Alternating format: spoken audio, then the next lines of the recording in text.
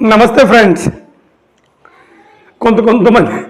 కొంతమంది రాజకీయ నాయకులు వాళ్ళకి బుర్ర ఉండిద్దో ఉండదో, అసలు వాళ్ళు ఏం మాట్లాడతారో. మనం చాలామందిని చూసిన రాజకీయ నాయకుల్ని వైసీపీ పార్టీలకు వెళ్ళిపోయి జై టీడీపీ అంటారు, టీడీపీ పార్టీలకు వెళ్ళిపోయి జై వైసీపీ అంటారు. ఇలాంటి వాళ్ళు మనం చాలామందిని చూసిన కార్యకర్తల్ని. మరి ఈ కార్యకర్తలను అలా పక్కన పెట్టండి, రాజకీయ నాయకులే ఒకసారి ఏం మాట్లాడతారో తెలియదు. దీనికి లోకేష్ బాబు గారు అయితే పెట్టింది పేరు, సరే దాన్ని ఇప్పుడు మనం వద్దు దానికి వదిలేయండి. ఇప్పుడు గంటా శ్రీనివాసరావు గారి అబ్బాయి ఒక అతను ఉండవు, గంటా రవితేజ్ గారు అని.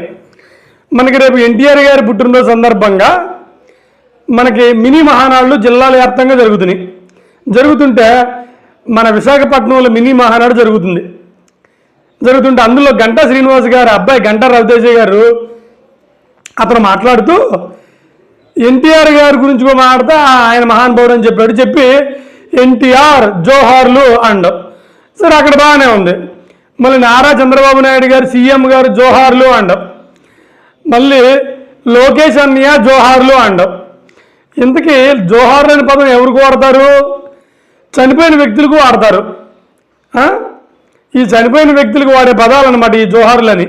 మళ్ళీ అబ్బాయి మరి కావాలండో లేకపోతే ఏదో జస్ట్ ఫండ్గా అంటో తెలియదు కానీ, లేదా అనుకోకుండా యాక్సిడెంట్ జరిగిందో తెలియదు కానీ వాళ్ళ నాన్నగారిని మాత్రం జై గంటా శ్రీనివాస్ జై గంటా అని అనేసారు.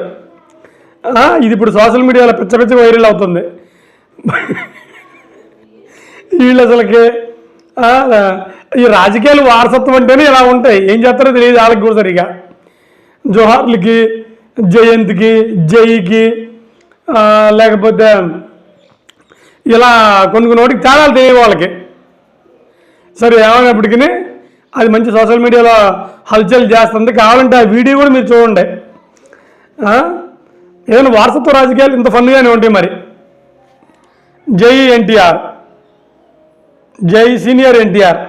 ఈ 27, 28, 29 కడపకెళ్ళి ఈ మహానాడు మన దివంగత ఎన్టీఆర్ గారి జన్మదినాన్ని మనం ఘనంగా జరుపుకోవాలని కోరుకుంటూ జోహార్ ఎన్టీఆర్, జోహార్ సీఎం సార్, జోహార్ లోకేష్ అన్నయ్య, జై గంటా, జై జై గంటా, జై.